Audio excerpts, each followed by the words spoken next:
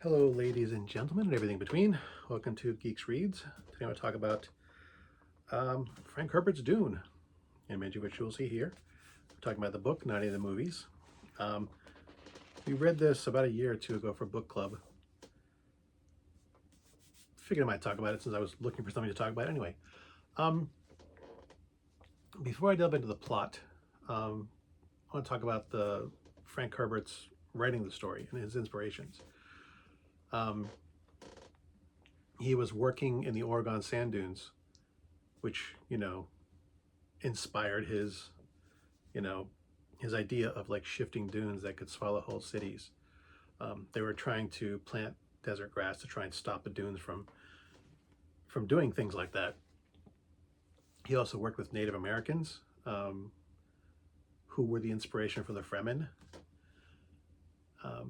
He also, I learned, did psilocybin mushrooms, which was the inspiration for the use of spice, and its mind-altering properties.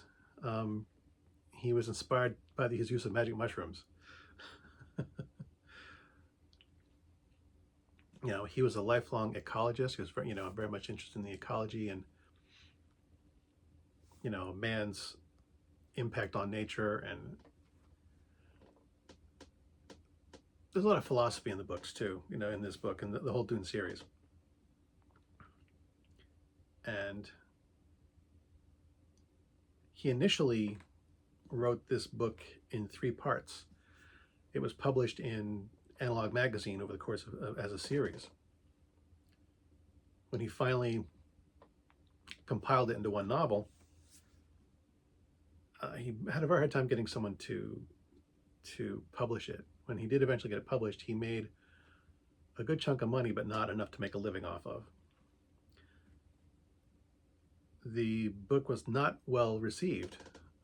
Critics didn't like it. It took a long time for word of mouth.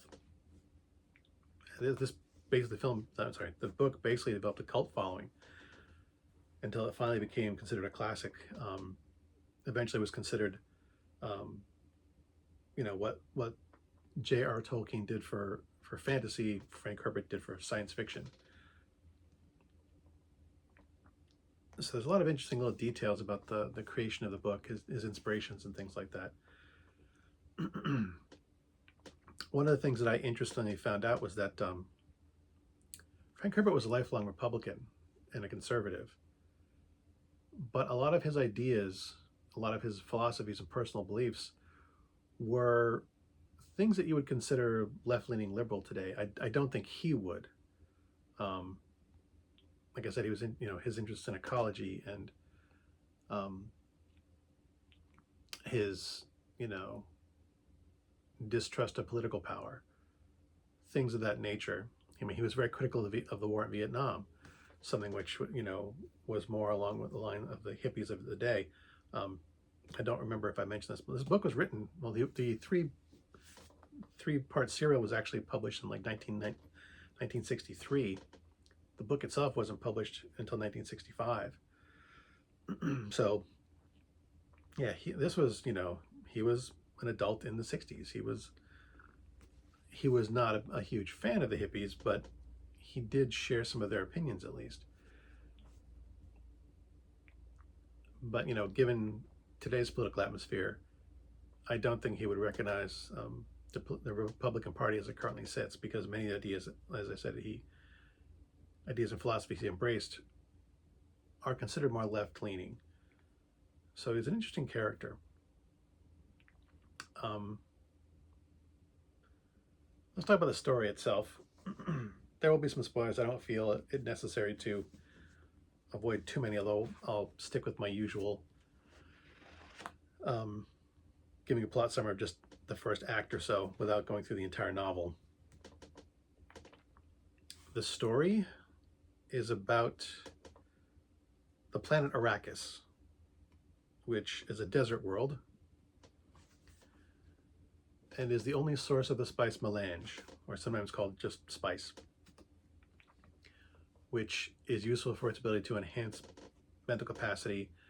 It's also it's necessary for space travel because it allows the Navigators Guild to navigate through space, to do what's necessary to make the calculations and to warp space-time with spaceships to get to and from. There's really not a lot of technology in the books.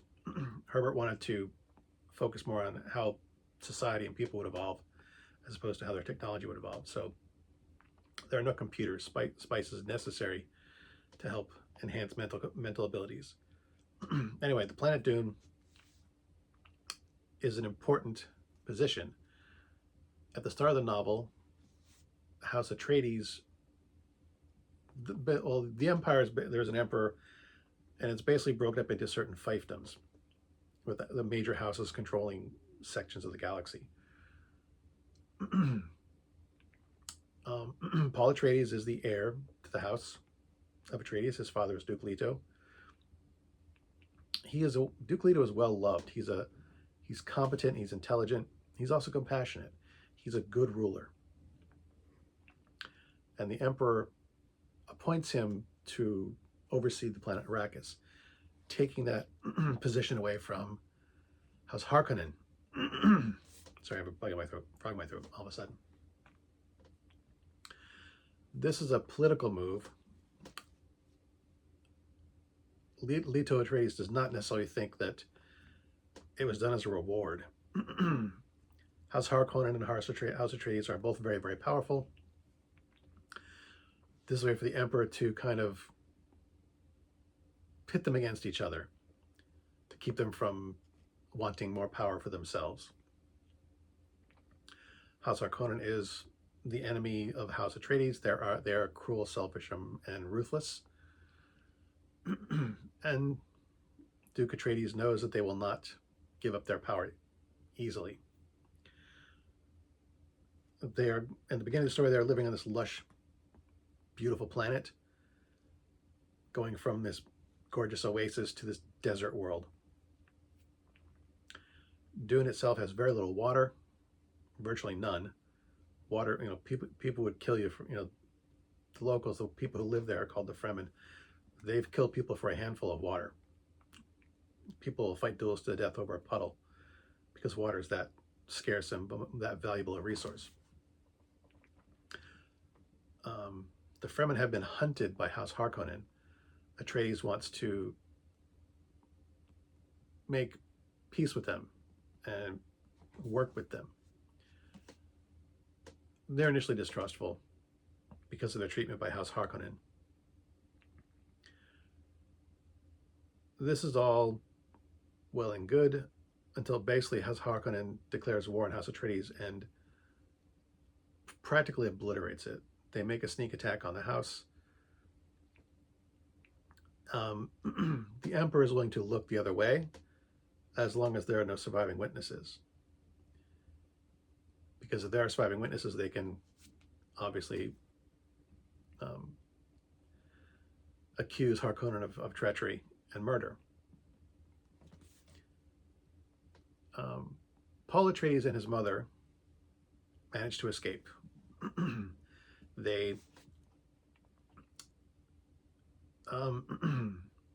take shelter with the Fremen, who teach them their ways, and Paul becomes accepted by them as a skilled warrior, as a cunning warrior. And Paul wants to take his, eventually take his revenge on House Harkonnen, while learning a lot about the Fremen and becoming one of them as much as possible as an outsider. So that's the basic setting for the story. It goes on from there. There's a lot more politics involved. You learn about the culture of the Fremen, how their society works, that they're more complicated than people think. The Fremen were somewhat based on American Indian culture, Native American culture. And this book really explores a lot of themes. Paul is considered by some a messiah or a messianic figure. not necessarily the Messiah, but a messianic figure, and all the positives and negatives that go with that. You know, Frank Herbert in writing this book does not pull punches. You know, his philosophy isn't just that power corrupts, is that power attracts corrupt people. And you know, the pitfalls of bureaucracy and aristocracy and all those other things. There's a lot of philosophy and politics and thing in this book. For the most part, this book is also very slow moving. I read this initially when I was a teenager and read it again for book club a while ago, but this is also, I mean, it's 880 pages long. Damn, it's a long book. Even for me, this is a long book, and it is very slow moving. So it can be a difficult read. I do like this book, but oddly enough, I don't consider it to be one of my favorites. I can appreciate it's well written, but I think the pacing for me is too slow for me to really love it the way so many people do. It is a classic of science fiction. I realize it's a massive undertaking, but it's also one of those books that because of its impact in the world of literature, it's a book that a lot of people should make an attempt to read. It's not going to be easy. This is just such a long freaking book. But even though it's not one of my favorites, I'm glad that I've read it, and I'm glad I've read it twice, because there is a lot to pick up from. And you know, as a book that long, and there's a lot you can miss. And with all the philosophy and politics and things that Frank Herbert has thrown in there, you really can pick up multiple things that you've missed on the first read through. So from a personal enjoyment standpoint, I have to give it a B, just because, like I said, it's not one of my favorite books. It's good, but it doesn't, you know, make me jump and shout with joy. It's not one of those books that I push at people and say, you've got to read this because it's awesome. It's one of those books that I push at people saying, you really should read this because of its cultural significance, and because it's really well written. So take that advisement as you may. As always, thanks for watching. As always, my stuff is crap. And until next time, good hunting.